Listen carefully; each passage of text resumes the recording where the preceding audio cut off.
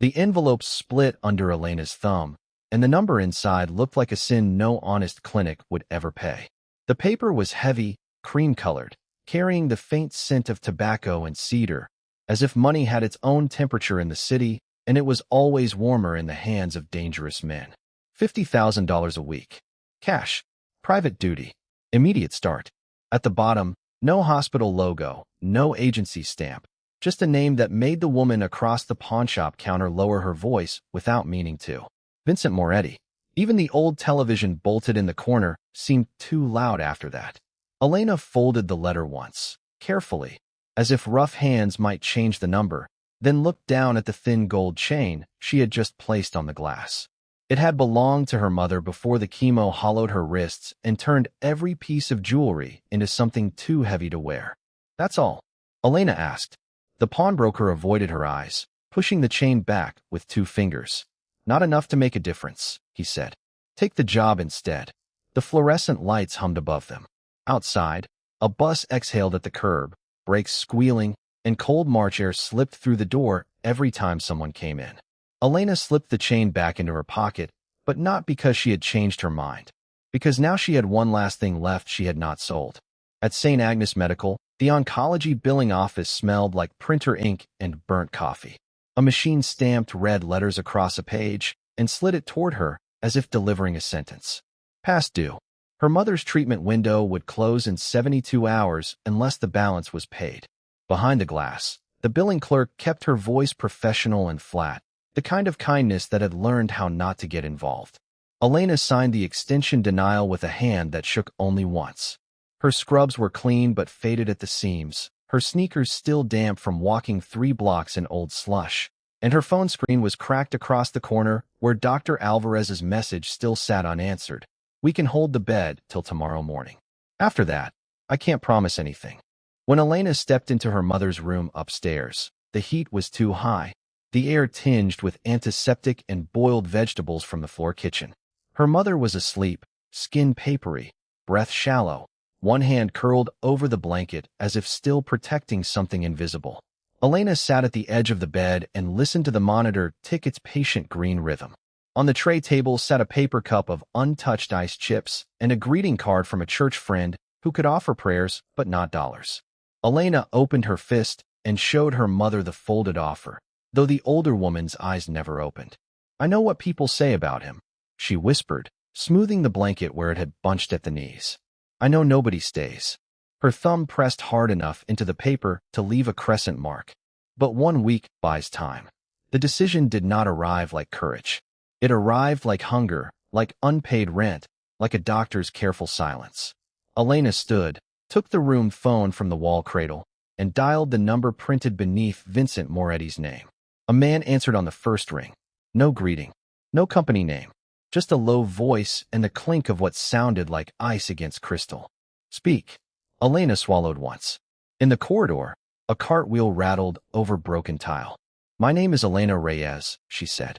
I'm calling about the nursing position. The line went so quiet she checked the receiver against her ear. Then the man gave her an address in the hills above the city, a time exactly 2 hours away, and one instruction. If you're late, don't come. He hung up before she could ask a single question. The house on Marrow Crest rose behind black iron gates and pale stone walls, less like a residence than a verdict. Security lights burned white against polished gravel. 2 men in dark coats searched her bag without apology, removing her stethoscope, trauma shears, penlight, pill organizer, and finally the old flip phone she carried for emergencies. This stays, one of them said. Elena looked past him toward the main house, where long windows glowed amber behind drawn linen curtains. Somewhere deeper inside, a dog barked once and went silent. I'm a nurse, she said. If I'm working a private case, I keep my phone. The guard didn't blink. Not here. His hand remained open between them. The wind cut across the driveway and lifted loose strands of hair from her knot. Elena could have turned around then. She knew it. No contract was worth entering a place where your voice was the first thing they took from you. But upstairs in St. Agnes, a machine was quietly measuring out how much time her mother had left to be treated like someone who might survive.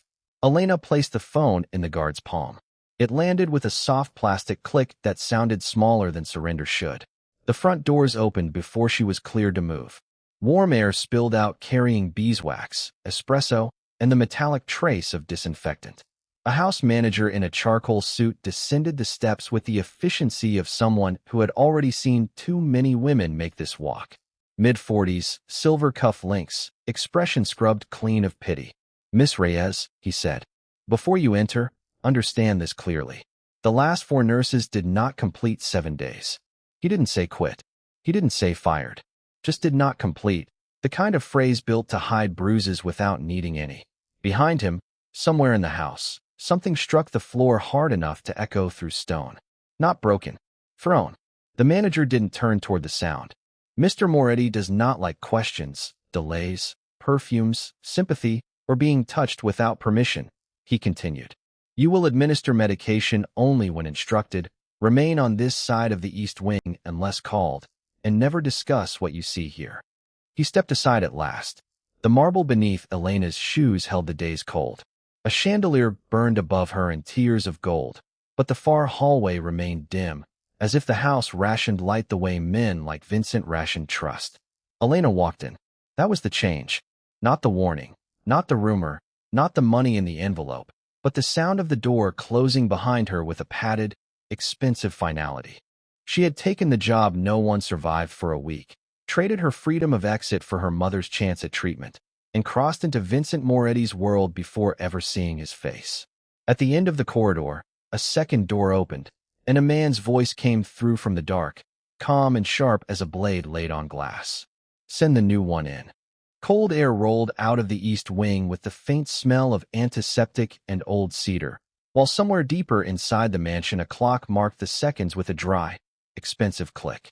The second door stood half open, black lacquer catching a thin ribbon of amber light, and Elena stepped through it with her shoulders square, her scrub bag brushing against the seam of her coat, as if the fabric itself were trying to hold her back. The room beyond looked less like a patient suite than a command post built by a man who trusted stone more than people. Slate floors, steel-framed windows, a fireplace burning low without warmth, and security monitors muted along one wall. Vincent Moretti sat in a wheelchair near the fire, one hand resting on the armrest, the other wrapped loosely around a glass of untouched water.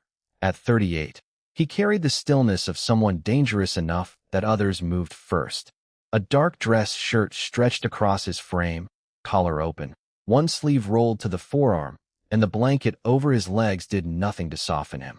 A pale scar cut through one eyebrow. His eyes reached her before his voice did. Close the door. Elena obeyed. The latch clicked behind her, soft but final. Vincent looked her over once, from the practical shoes to the hospital-grade watch pinned to her scrub top, and whatever he decided in that silence did not favor kindness. You were told people don't last here. His tone was level, almost bored, which made it colder.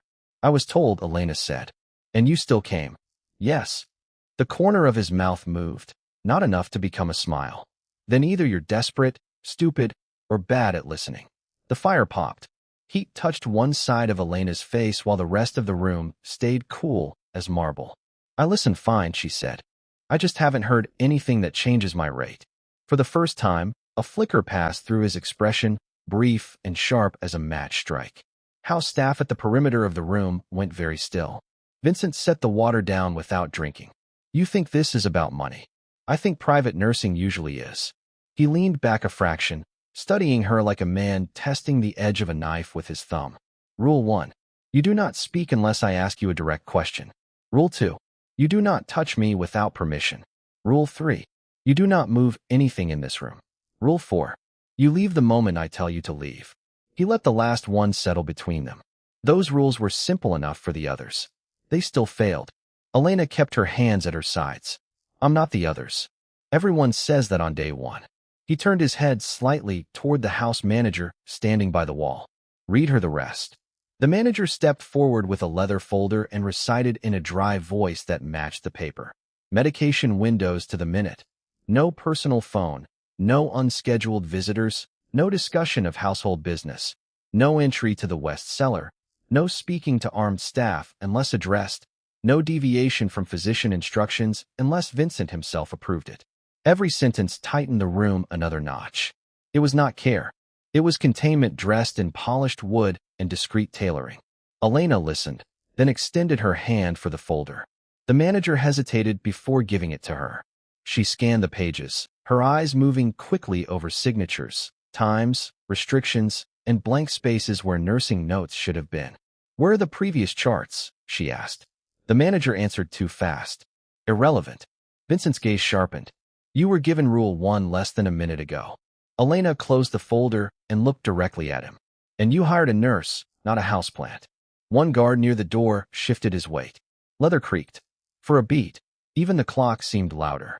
Vincent rolled his chair forward by a few inches under his own control, stopping close enough that Elena could see the faint blue of exhaustion under his eyes and the rigid set of his jaw.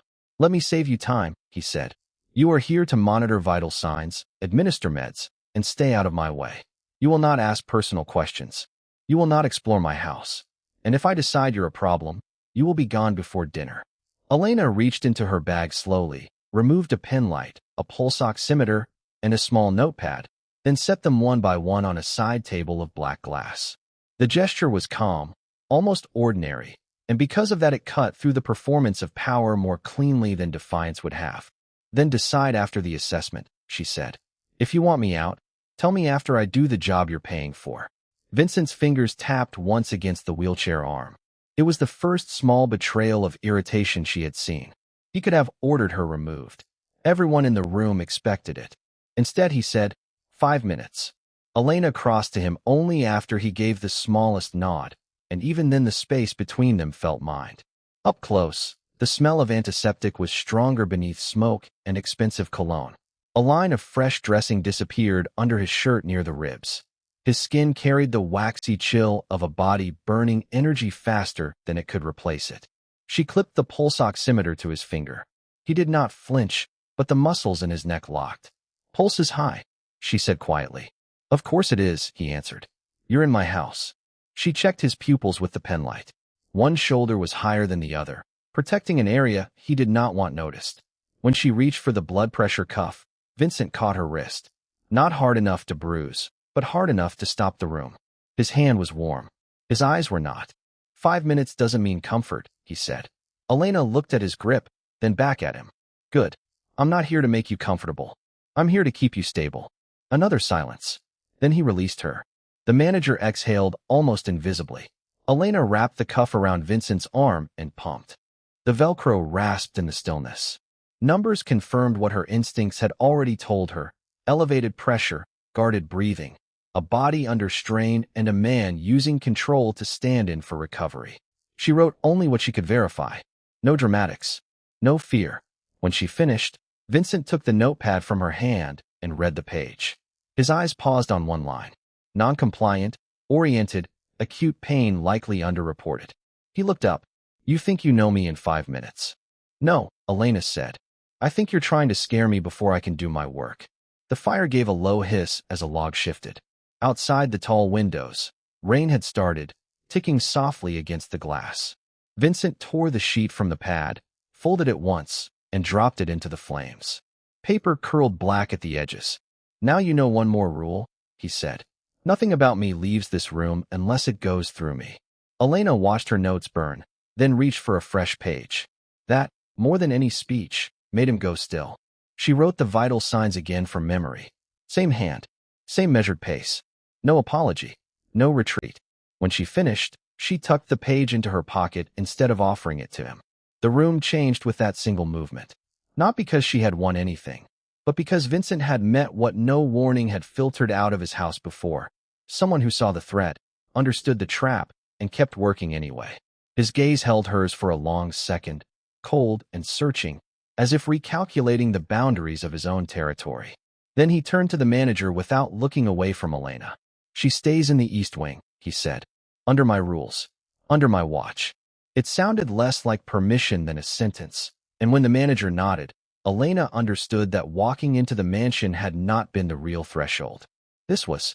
Vincent lifted the untouched glass at last, took one measured sip, and said the words to her directly, each one precise enough to cut.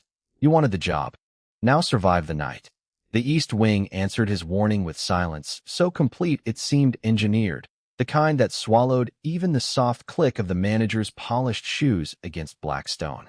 Warm light lay low along the corridor, trapped inside brass sconces, and somewhere behind the walls a ventilation system breathed out air that smelled faintly of cedar, antiseptic, and old money. Elena stood where the sentence had left her, not in a room, but inside a system, and the manager finally motioned for her to follow. He did not speak until they reached a narrow alcove beside a locked medication cabinet, its glass front gleaming amber beneath a shaded lamp. "There are rules for everyone in this house," he said, sliding a ring of keys from his belt with a metallic rasp. "In the East Wing, there are rules only for him." He opened the cabinet just long enough for her to see neat rows of labeled vials, blister packs, syringes still sealed in sterile paper, then shut it again before her eyes could linger. A second key opened a drawer with charts, a blood pressure cuff, a pulse oximeter, a thermometer, everything arranged with military precision. Nothing in the room looked misplaced except the fact that a human being was supposed to survive inside such order. The manager handed her a slim folder. No medical history. No physician's note. Just pages of typed instructions. No phone. No personal calls from the East Wing. No access to the West Corridor. Meals delivered on schedule. Medications administered only from the prepared tray. No staff conversation with the patient beyond immediate care. No mention of business. No mention of family. If dismissed verbally, remain available unless security escorts you out.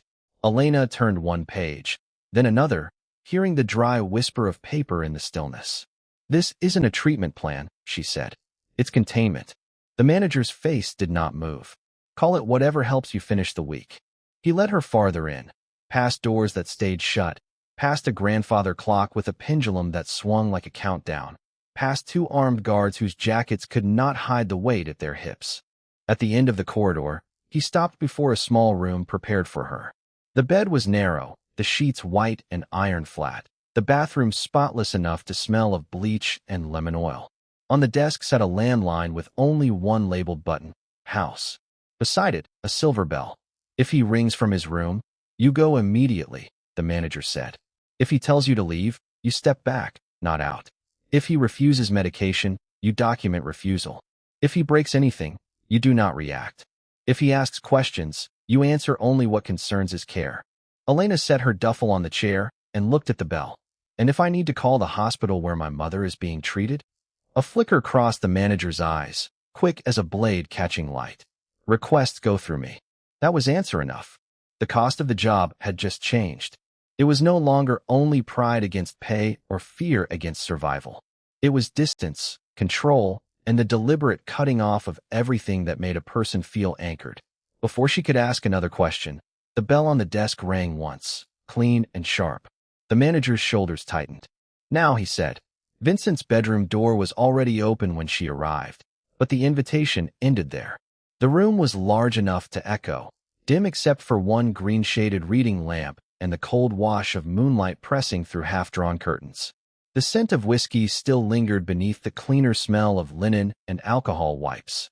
Vincent sat upright against the headboard in a charcoal t-shirt, one forearm bare, the muscles in his jaw moving once before going still. On the tray beside him, untouched medication sat next to a glass of water beaded with condensation. A digital clock on the wall read 11:12 p.m. "You were given instructions," he said. "Yes." "Then follow the most important one." His gaze moved to the door. "Do not mistake access for permission." Elena crossed to the tray anyway and checked the labels, keeping her hands steady while the room's silence pressed against her ears. Pain medicine, antibiotic, anti-inflammatory. Doses timed too far apart on one, too close together on another. Small details, but enough to make her attention sharpen. "You're late for the antibiotic," she said. "I'm refusing it." "Then I document refusal." "Do that." He expected retreat. The expectation was visible in the angle of his head, in the faint narrowing of his eyes, as if waiting for the familiar pattern. Staff member meets wall, staff member backs away. The house remains his machine. Instead, Elena reached for the chartboard, found no chart, and looked back at him. "There is no documentation in the room." "Maybe that tells you something." It tells me your care is being controlled by people who want obedience more than accuracy. The words landed harder than she intended. One of the guards outside shifted, leather creaking beyond the door, but Vincent did not call them in. He watched her the way a man watches a flame near dry curtains, uncertain whether it is warmth or a threat. "You've been here less than an hour," he said quietly, "and already you think you understand this house." Elena lifted the antibiotic packet. "I understand infection. I understand what happens when pain gets managed and the cause gets ignored."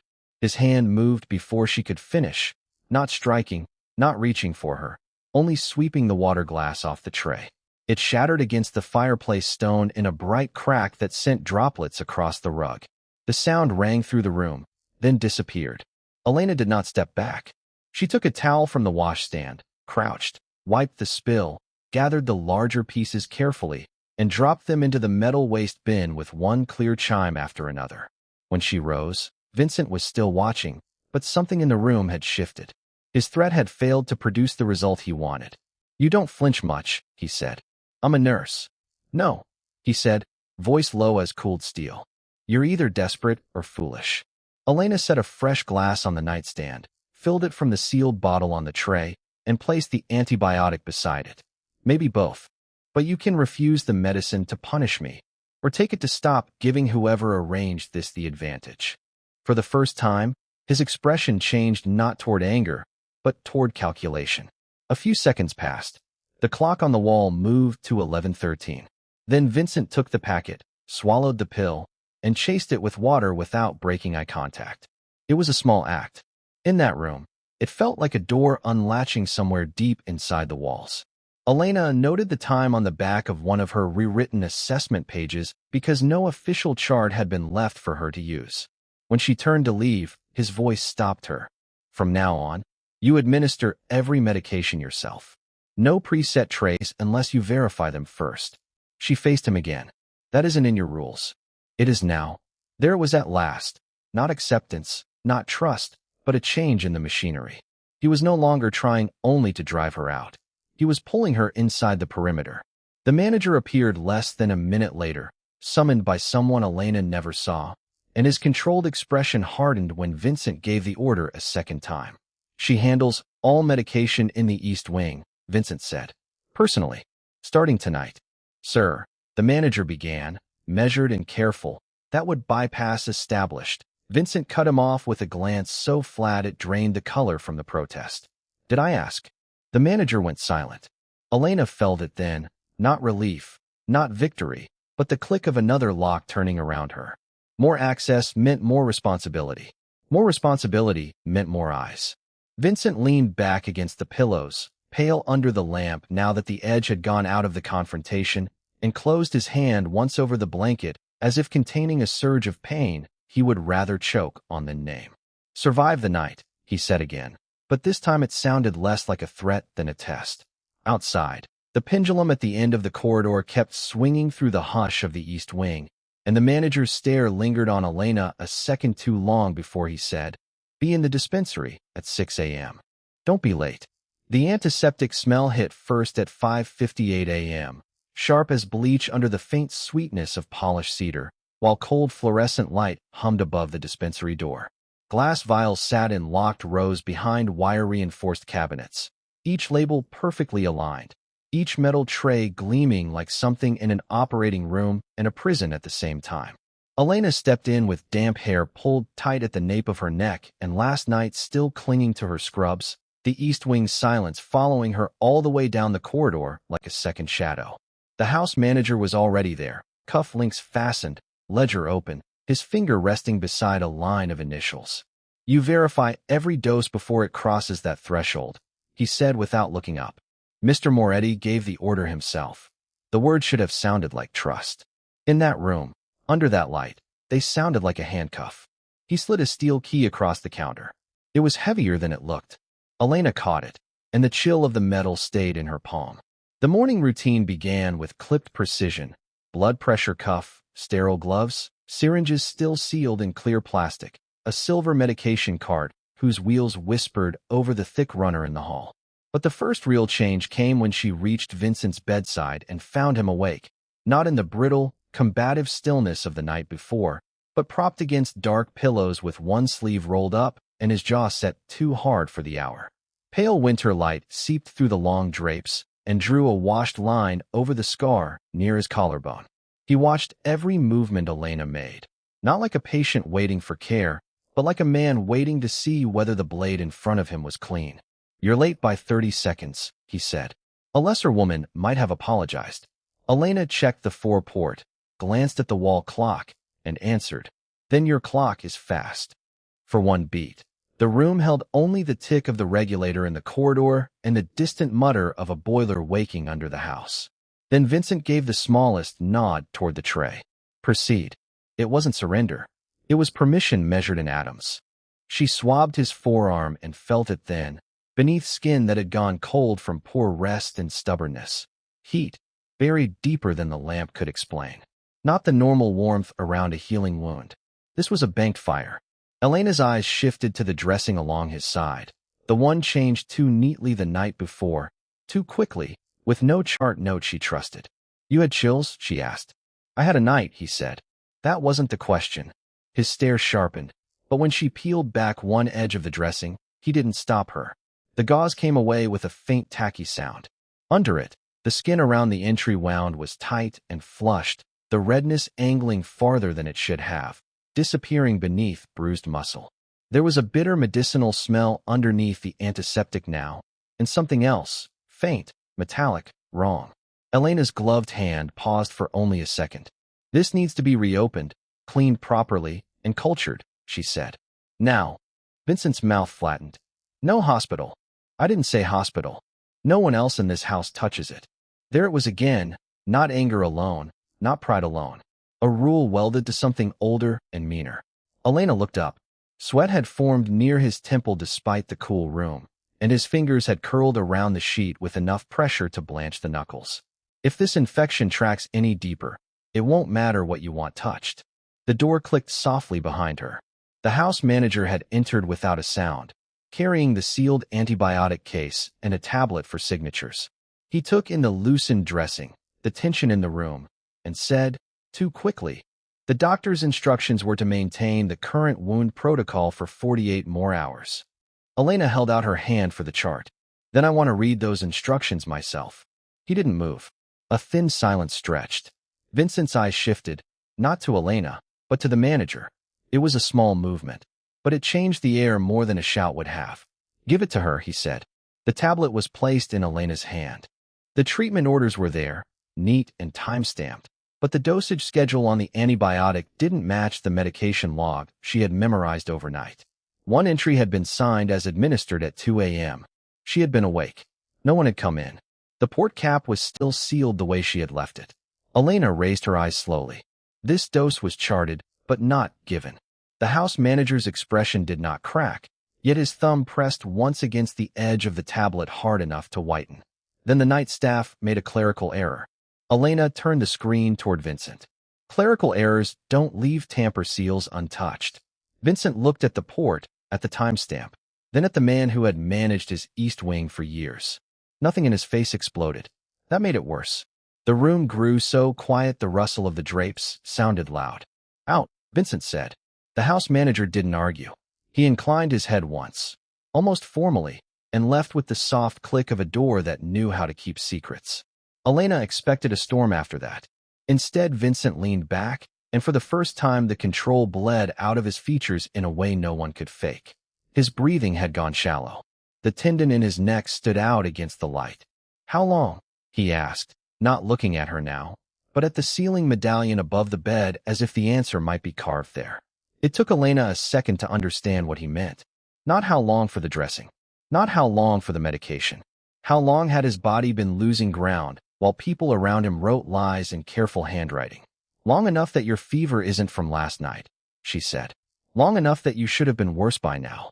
That brought his gaze back to her. Should have. Elena set the tablet down and reached for fresh instruments. "This wound was cleaned well once." "Very well. Before I got here." She irrigated carefully, and beneath the inflamed tissue she found it.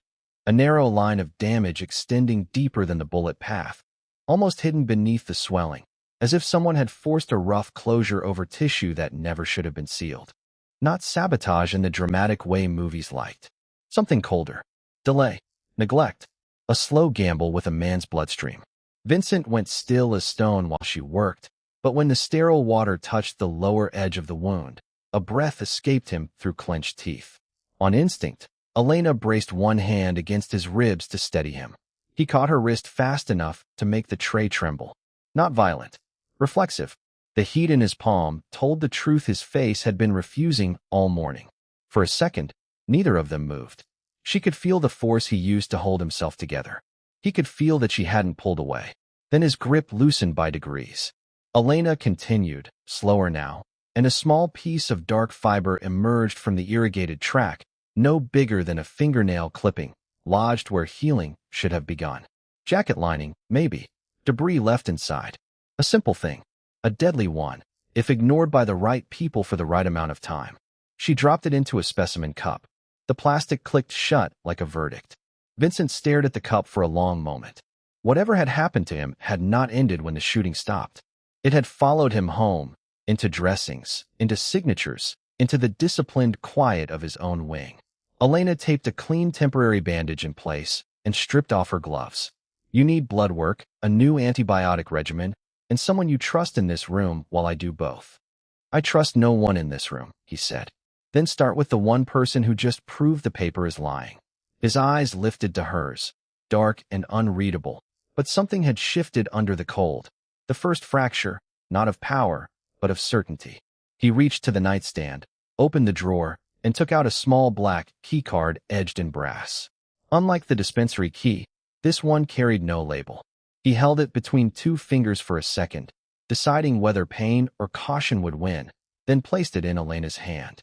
Third door past the East Library, he said. Private records. Bring me every chart signed in the last 10 days. Tell no one where you got in. Outside, the corridor pendulum kept swinging through the hush, patient as a countdown, while in Elena's palm the second key felt warmer than the first. Warm lamplight pooled across the east wing corridor, turning the marble floor honeygold while the old pendulum clock kept slicing the silence into measured seconds. The brass-edged key card in Elena's palm had already picked up her body heat by the time she reached the third door past the East Library, and when the lock clicked open, a colder breath of air drifted out, dry with paper dust, and the faint metallic smell of file cabinets kept too long shut. Inside, the private records room was smaller than she expected, paneled in dark walnut, lit by one shaded desk lamp and the thin blue glow of a wall monitor asleep in standby. Elena moved quickly, pulling the last 10 days of charts the way Vincent had ordered, but the more pages she turned, the more one omission kept scraping at her attention. Temperatures, wound checks, pain levels, blood pressure, sedation notes.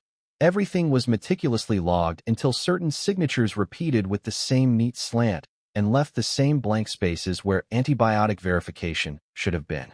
No new secret announced itself in the room. Instead, an old question sharpened into a practical danger. If medication records could be falsified this smoothly, then every delayed dose, every spike of fever, every hour of weakness gave someone inside the house more room to act. By the time she returned to the bedroom suite, the lamp beside Vincent's bed was still on, casting a muted amber line along his jaw and the white bandage at his side. He took the charts from her without thanks, scanned 2 pages, then looked up at her with the flat, controlled stillness of a man who noticed what others missed. You were gone 9 minutes too long. Elena set the rest of the stack on the quilt, the cotton cool under her knuckles. Your dressing needs to be changed now, she said. And you need the antibiotic dose observed, not assumed. A muscle ticked once near his temple. That is not an answer. It's the one keeping your fever from climbing again. For a beat, only the low hum of the air vent moved between them. Then he leaned back against the headboard, a hard silhouette against cream linen and shadow, and gave the slightest nod. It was the first permission he had offered all day without making her bleed for it. The tray rattled softly when Elena wheeled it closer. Alcohol swabs, sterile gauze, irrigation syringe, forceps, fresh tape. The room smelled of antiseptic and cedar from the fire dying down in the next chamber. She worked in silence at first, cutting away the old dressing, checking the edges of the wound, watching the angry heat in the skin begin to settle now that the mist medication had been corrected. Vincent watched the ceiling with that same punishing calm he wore like armor. But when the irrigation touched deeper tissue, his hand closed around the bed sheet, so tightly the tendons stood out beneath his skin. "Breathe," Elena said, before she could stop herself. His eyes shifted to her. Dark, direct, warning. The rules of the East Wing were clear. No unnecessary instruction, no personal intrusion, no illusion that he belonged to the ordinary world of comfort and compliance. Elena should have stepped back into the narrow safety of clinical distance. Instead, she reached for the damp towel in the basin, folded it once, and pressed it into his hand so he would have something other than pain to grip. It was a small act, almost nothing. It changed everything. Vincent looked at the towel, then at her, as if she had crossed a line no one had dared touch in years. "Who told you to do that?" he asked, his voice low enough to disappear into the lamp glow. Elena kept her eyes on the wound, sliding fresh gauze into place with steady fingers even while her pulse knocked against her throat. "No one." "Then don't improvise in my room. Then stop trying to heal like a machine." The words landed before she could soften them. The air seemed to tighten. Somewhere far below, a door shut with a dull echo. Vincent's face went still in a different way now, colder, more dangerous because it was no longer only about control. "Every nurse before you learned something quickly," he said. "They treated what I allowed them to treat." Elena secured the final strip of tape, then straightened. The distance between them was less than 2 feet, close enough for her to catch the clean sting of antiseptic, the heat coming off his fever-warmed skin, the faint rasp in his breathing that he kept trying to hide. "And where did that get you?" she asked. "An infection, a fake medication record, and a wound that should have put you in a hospital 3 days ago." His stare hit her like a locked blade. For one long second, she thought he might order her out, have security walk her to the gate, in the week, in the money, in her mother's treatment with one sentence. Instead, he said, "You speak as if you plan to stay." Elena did not answer with words. She reached for the medicine cup on the bedside table, checked the tablets against the chart, poured water from the glass carafe, and held both out to him. It was not the gesture of an employee waiting for approval. It was a challenge disguised as care. Vincent took the pills, but not the cup. "My left side," he said after swallowing, each word clipped. "It locks at night." Elena frowned despite herself. From the wound. From before. He looked away as if the confession had already cost more than he intended to pay. The room dimmed around that single admission. Not strategy. Not threat. A failure in his own body he could not command into obedience. Elena set the cup down carefully on the lacquered nightstand. "Then you should have said that sooner. I don't explain weakness. Then call it a symptom." She moved before he could refuse, sliding one pillow free and replacing it behind his shoulder, then another beneath his arm to ease the pull along his side and keep pressure off the injured tissue. When his back tensed, she adjusted the angle by inches, practical, efficient, leaving him no room to pretend this was pity. The stiffness in his breathing eased first. Then his hand unclenched from the towel. It was the first time his body gave ground before his pride did. Vincent's gaze remained on her face, unreadable, but he did not stop her when she pulled the blanket higher against the chill coming off the windows. That was the real breach, not the towel or the instruction or the pillow under his arm. She had touched the part of the night he had built rules to conceal. A knock sounded at the outer door. 3 measured taps. The house manager entered only after Vincent's curt permission, carrying a silver tray with fresh tea and the controlled expression of a man trained never to react. But his eyes flicked once from the adjusted pillows to the used dressing tray to the towel still clenched in Vincent's hand, and something changed behind his professional mask. "Sir," he said carefully, "your 10 o'clock call is waiting in the study." Vincent did not look at him. "Cancel it." The house manager hesitated half a beat too long. "It concerns internal scheduling for East Wing staff." "Then reschedule it." The answer came like a slammed steel gate. Elena heard the scrape in it, but so did the manager. "Understood, sir." He turned to leave, then stopped when Vincent spoke again. "From this moment, Nurse Reyes enters any room in the East Wing without requiring secondary approval. If anyone interferes with her work, they answer to me." The manager's posture tightened, almost imperceptibly, before he lowered his head. "Yes, sir." When the door closed, the silence that followed was not the same silence that had ruled the room before. Elena had broken the first rule by treating more than the wound. Vincent had answered not with dismissal, but with protection sharp enough to feel like a cage. He set the black keycard back on the nightstand between them. "You wanted to act like more than a nurse," he said, the lamp carving half his face into gold and half into shadow. "Fine. Then you stay close enough to see what that costs." Rain ticked against the east wing windows in a thin, cold rhythm, and somewhere below, a wrought iron gate groaned open to admit a line of black SUVs that moved like shadows across the wet stone drive. The house answered with its own language. The muted crackle of radios, the soft stamp of polished shoes on marble, the faint metallic smell that always rose when too many armed men occupied the same air. Elena felt it before she understood it. The mansion had shifted around her. The keycard in her pocket suddenly seemed heavier, as if the strip of black plastic carried not access, but a mark. By dusk, every corridor outside Vincent's rooms held an extra guard. By night, no one in the east wing looked directly at her for longer than a second. At 8, a tray arrived untouched from the kitchen, silver domes beaded with steam, and the house manager stopped at the threshold with his hands clasped too tightly in front of him. "Mr. Moretti will dine in the study," he said. "You will remain nearby until he retires." The wording was careful. Not requested. Not invited. Elena followed the order because there was no other choice left in the sentence. The study smelled of leather, old paper, and antiseptic. Firelight shifted across dark wood shelves and caught on the crystal in a half-finished glass of water near Vincent's elbow. He sat at the desk in a black shirt with the collar open, one sleeve rolled, fresh bandaging visible at his side, where she had cleaned and dressed the wound hours earlier.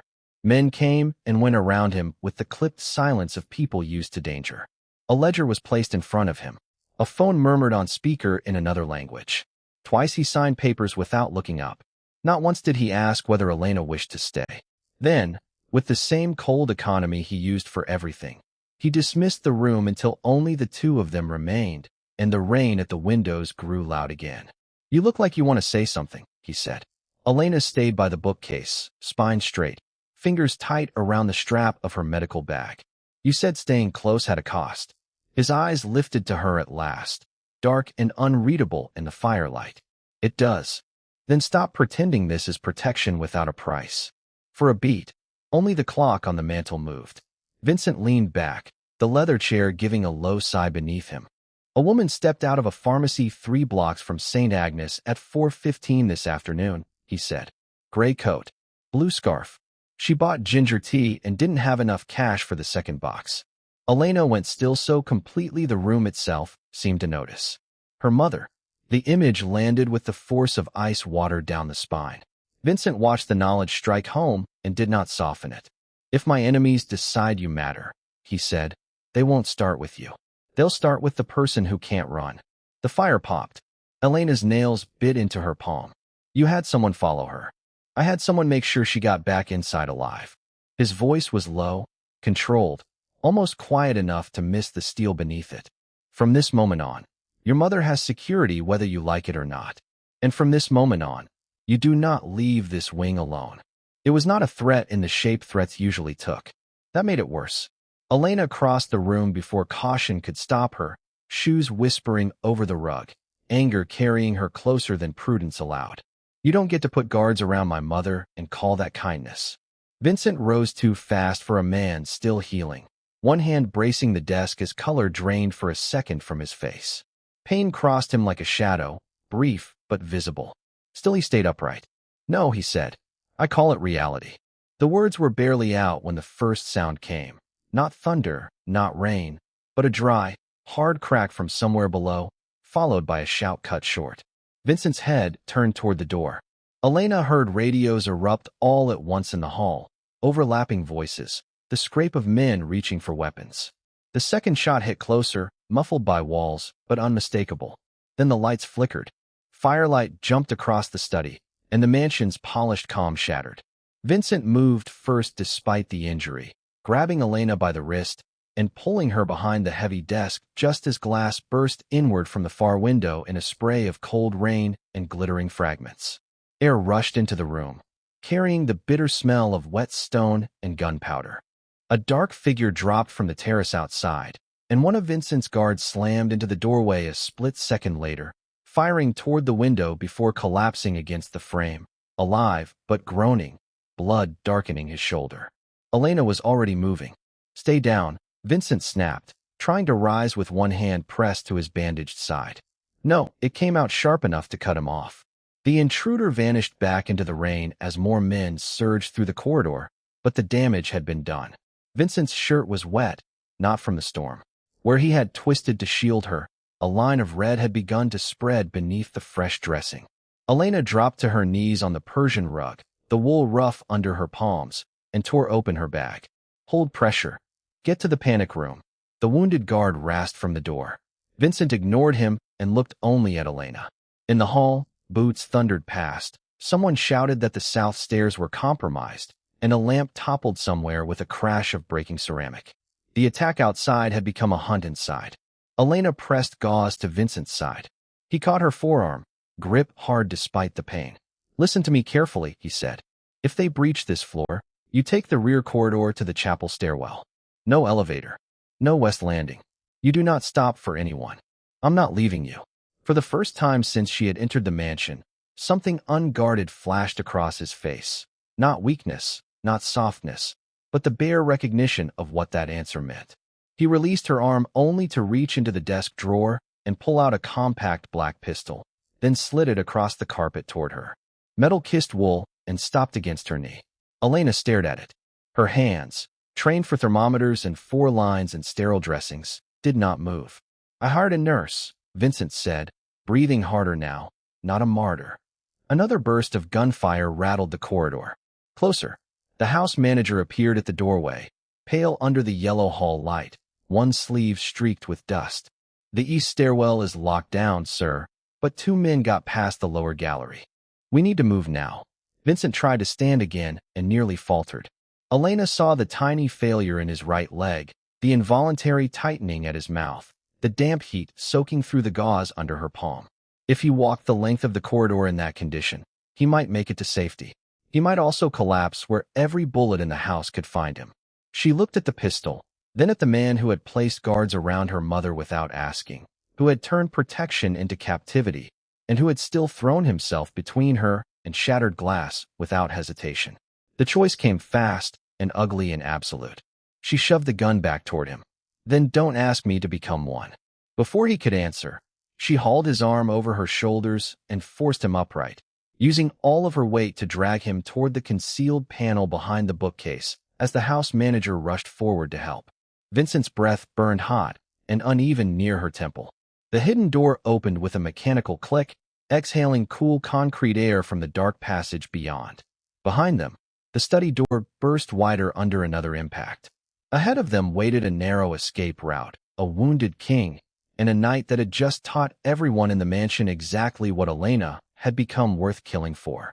Cold concrete breathed out of the passage, damp and mineral, while somewhere beyond the bookcase the study took another hit that made dust sift from the hidden ceiling like gray flour. The house manager got the panel shut with both palms, the mechanism sealing them into a corridor so narrow their shoulders brushed painted cinder block. And in that hard white emergency light, Elena finally saw what the attack had done to the man leaning half his weight into her. Vincent's shirt was dark beneath the open jacket, not from a fresh dramatic wound, but from sweat, medicine, and a fever that had climbed higher than it should have after a dose only she had been ordered to control. He caught the wall before his knees gave way, jaw locked, breath scraping. "Move," he said, even now sounding like a command carved in steel. But the house manager did not move forward. At the far end of the passage, under the hum of a single fluorescent tube, he froze with his hand on the next security latch and looked not at the sealed door behind them, but at the syringe case clipped to Elena's medical bag. That glance was tiny. It was also wrong. Elena felt it like a draft under a closed window. The corridor smelled of bleach, gun oil, and the faint, bitter trace of the antibiotic vial she had opened hours earlier. In the mansion above, everyone had been taught to fear Vincent's temper. In that passage, Elena understood there was something else to fear more. Someone had been arranging his weakness with a nurse's precision. When was his 7 p.m. dose logged before I arrived? She asked, voice low, still bracing Vincent's arm. The house manager's answer came too quickly. It was handled. By whom? One of the previous girls. The fluorescent light flickered once. Elena looked up at him fully then, seeing the neat tie gone loose at the throat, the polished shoes dusted with plaster, the pulse kicking at his temple. Not grief. Not panic. Calculation. Vincent turned his head, slow and dangerous, and for the first time since the attack the silence shifted away from the gunman and toward the man who had run his household. There were no previous girls on my East Wing medication after her first day, Vincent said. Even injured, his voice made the corridor smaller. The house manager swallowed. Elena felt Vincent's weight drag lower, and she made a decision before either man could claim the next second. She guided Vincent down onto a folded wool runner stored against the wall, ignoring the expensive fabric scraping concrete, then snapped open her bag with cold fingers. Not to treat him yet. To prove something. The used antibiotic vial from earlier still rested in the side compartment, and beside it the replacement stock the house manager himself had signed over that afternoon. Elena held one vial under the humming light. The liquid inside was faintly clouded. The others were clear. This one was tampered with, she said. Not enough to kill him fast. Enough to keep the infection alive. Enough to make every nurse look incompetent. The house manager's face lost color by degrees, as if the corridor were draining it. He started with offense, then authority. You're exhausted. This is not the time. No, Elena cut in, her thumb pressing the label where it had been resealed almost invisibly. This is exactly the time. Vincent watched without blinking, fever brightening his eyes rather than softening them. Elena heard the shape of the pattern all at once. Missed doses before she came, nurses who never made it past a week, a wound that refused to close, a household trained to obey records instead of asking questions. Not a cursed patient. A controlled failure. Some left because they were scared, she said, looking between the two men. Some didn't fail on their own. Someone needed a revolving door around his treatment. Someone disposable to blame while his condition stayed unstable. The house manager's breathing changed. A shallow hitch. Careful, he said, and the word came out less like a warning than a plea. Vincent pushed one hand flat to the floor and hauled himself upright enough to sit unsupported, the movement slow, stubborn, costly. He did not reach for a weapon. He did not need one. How many, he asked. The house manager stared at the steel latch instead of his employer. I never touched the gunman. That wasn't my question. The fluorescent buzz filled the pause. Then the truth cracked open, not with a confession of loyalty, but with fear. 2 were paid to report your fevers and medication reactions. The house manager said, voice thinning. 1 tried to leave with copies of your chart and was taken before she got to the gate. Another was warned off before her first week ended. I was told if I kept the turnover quiet, the house stayed standing. Elena's grip tightened around the vial until the glass chilled her palm to pain. There it was. The reason no one lasted 7 days, and it was uglier than rumor because it had worn the face of routine. Vincent did not explode. That made it worse. The passage seemed to cool another 10 degrees as he looked at the man who had managed his doors, his staff, his medicines. By whom, he asked. The house manager shut his eyes for one beat, and when he opened them, he was no longer protecting the mansion. He was choosing which danger might let him live till dawn. Your cousin Luca has people inside the security rotation, he said. He wanted you too weak to lead, too alive to martyr. Every nurse was an easy exit wound. I only kept the records buried. Elena saw Vincent go still in a way that had nothing to do with blood loss. Family. That was the rot under the bandages. But the revelation did not free her. It trapped her deeper. Because now she knew, and people inside the house had already tried to break down one door tonight. The house manager reached into his jacket then, and Elena shifted instantly, one hand flying to the trauma shears in her bag. He stopped and slowly removed not a weapon, but a slim brass keycard streaked with plaster dust. There's a locked medication archive behind the East Wing infirmary, he said, holding it out toward Elena rather than Vincent. Paper logs, camera backups, disposal records. Enough to prove I'm not lying. Enough to get me killed if this corridor opens before we choose a side. Vincent's gaze cut to Elena, not soft, not pleading, but granting her something more dangerous than comfort. Agency. Above them, Faint through the concrete, footsteps thundered somewhere in the house like a clock running out. Elena took the keycard. It was still warm from the house manager's hand. And in that dim passage, with one traitor cornered, one wounded king watching, and one hidden archive now standing between truth and survival, the night narrowed to a brutal new choice. Trust the man who had helped bury the lie, or leave the proof locked away until Luca's people reached it first. Metal groaned somewhere above the east wing, followed by the short, hard burst of men shouting through floors and stone. The keycard caught a thin stripe of amber light from the emergency sconce, its plastic edge trembling between Elena's fingers before she closed her hand around it and looked past the house manager to Vincent. Sweat darkened the collar of his black shirt beneath the half-buttoned coat someone had thrown over him in the rush, and the air around him carried gunpowder, antiseptic, and that metallic hint of blood his earlier bandage had never fully hidden. If that archive gets burned, the men who did this stay clean, the house manager said, voice low, one palm braced against the damp wall. If you open it, every rule in this house is broken. Vincent lifted his head, pale beneath the corridor light, and gave the answer no one else in the mansion had ever been allowed to hear from him.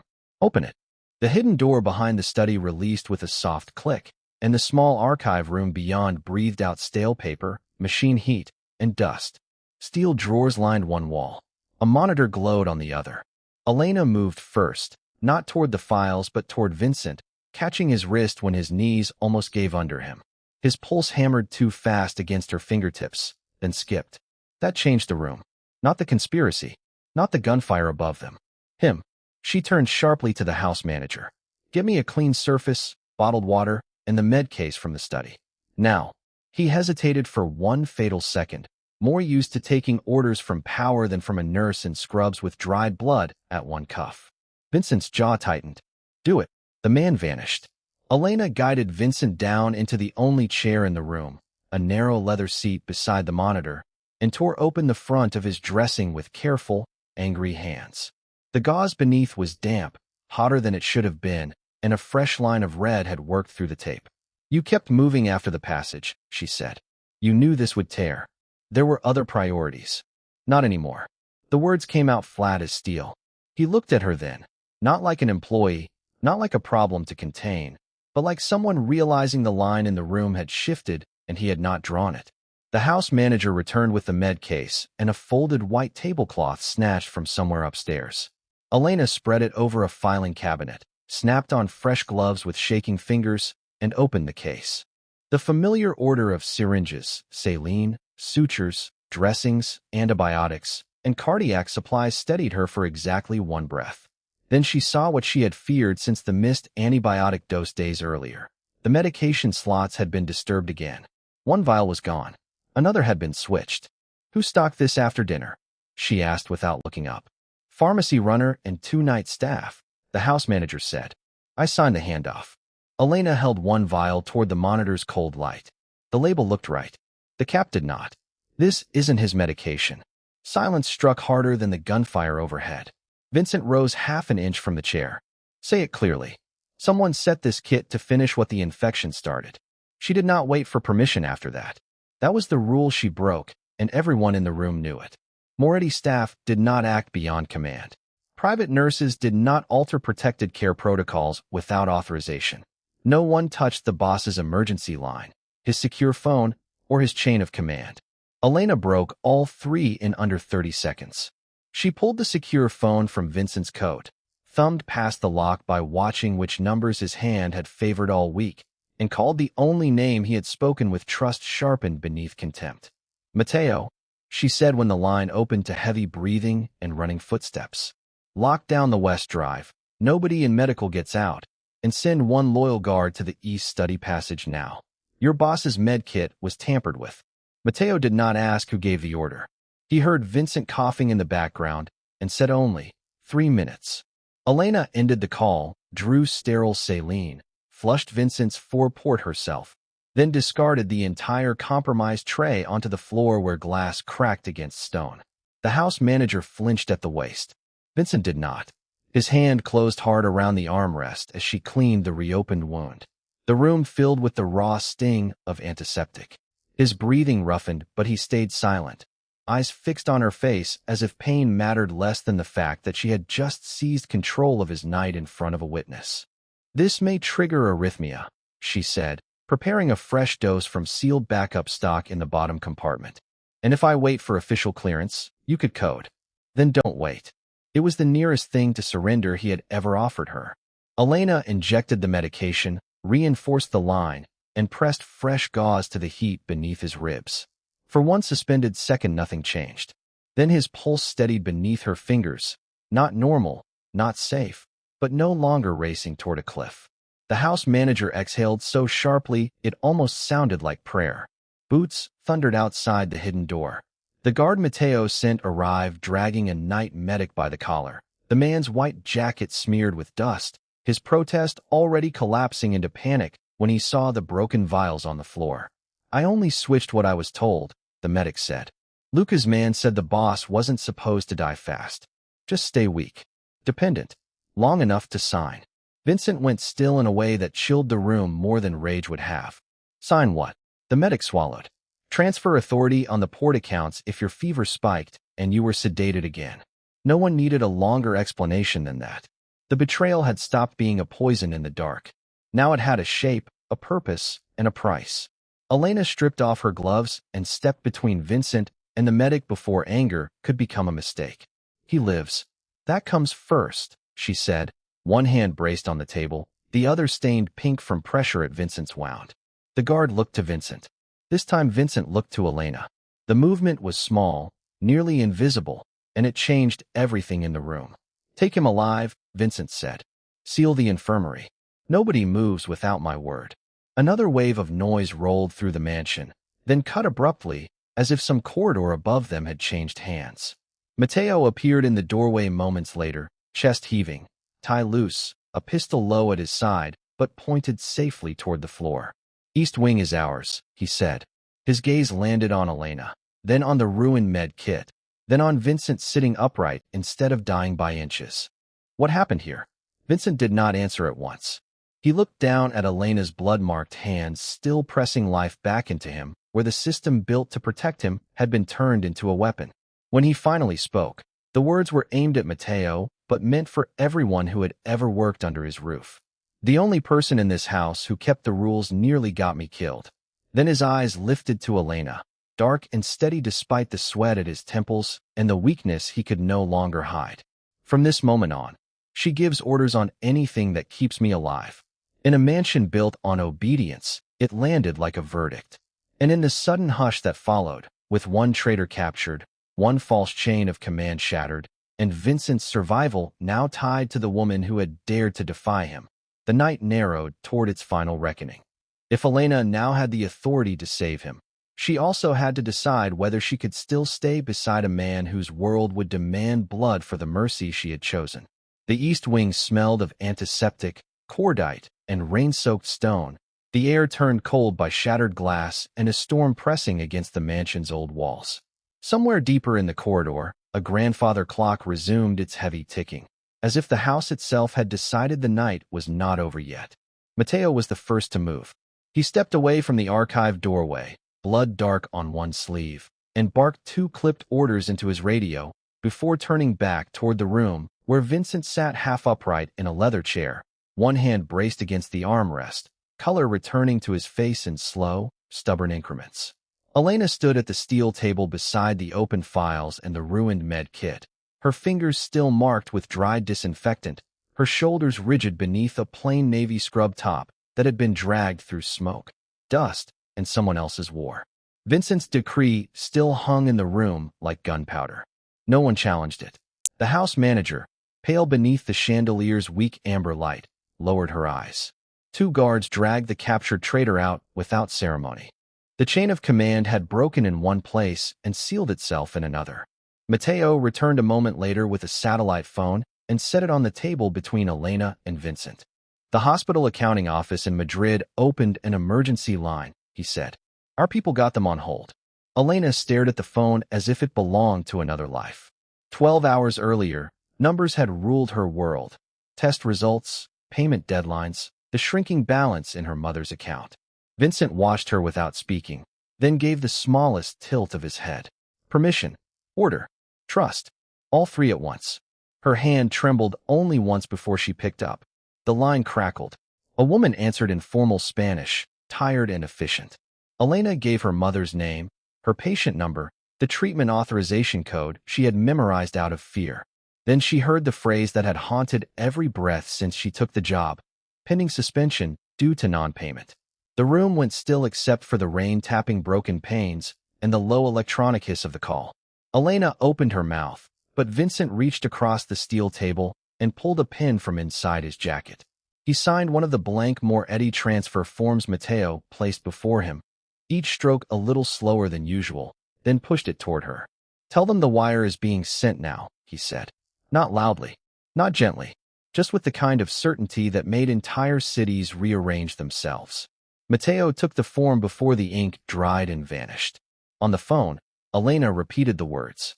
The woman on the other end paused, checked something, then said treatment would continue. Those three words did what morphine, money, and pride had failed to do all night. Elena lowered into the nearest chair as if her knees had finally remembered they were flesh. She did not cry. She only pressed the heel of her hand against her mouth and looked down at the scratched steel tabletop while the storm rattled the windows and Vincent looked away, granting privacy with the same ruthless precision he used for everything else. By dawn, the mansion had changed temperatures.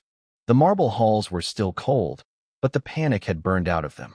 Loyal men stood where uncertain ones had stood before.